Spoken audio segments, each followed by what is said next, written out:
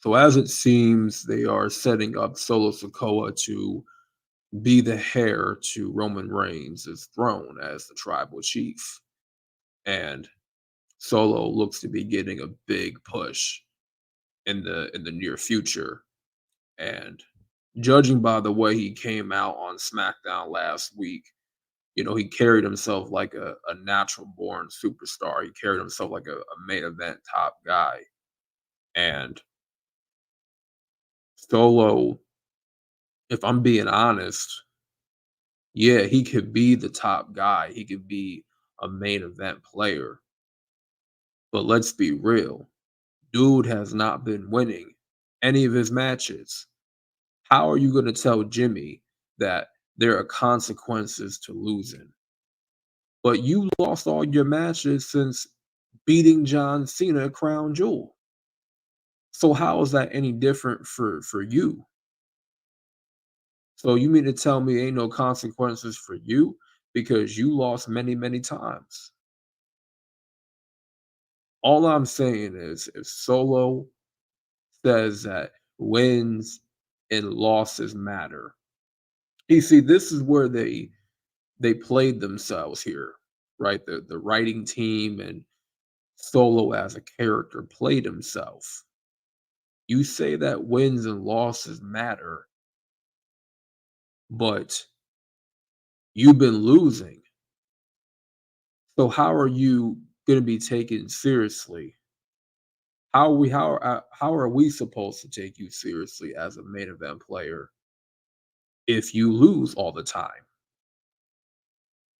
Just doesn't make any sense.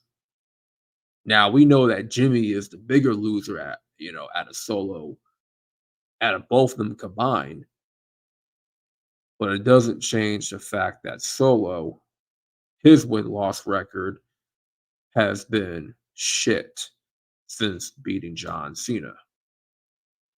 And ever since he beat John Cena at Crown Jewel, he has done nothing. He hasn't won any important matches.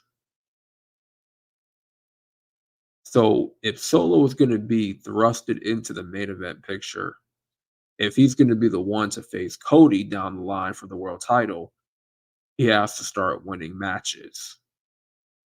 That's great that they want to push Solo to the main event the top guy position, like they want to give him that big push, right? A monster push.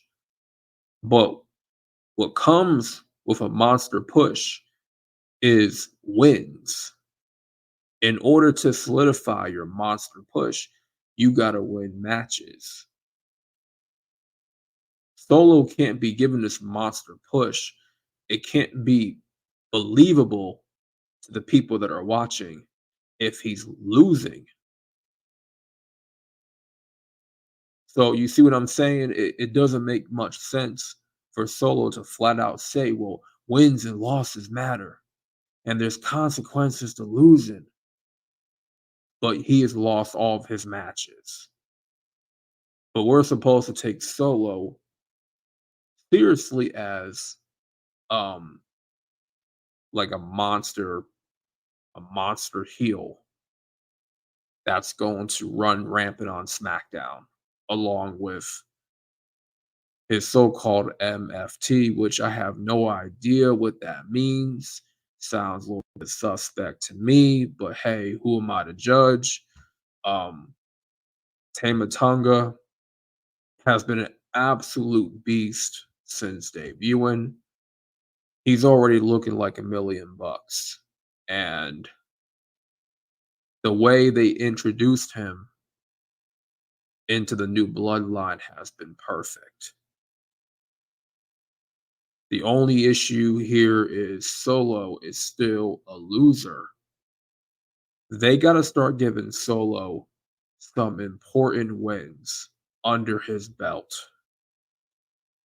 I mean, what better way for him to avenge Roman Reigns losing the world title than for him to go after the people that have tried to take down the tribal chief, that were there celebrating his big defeat?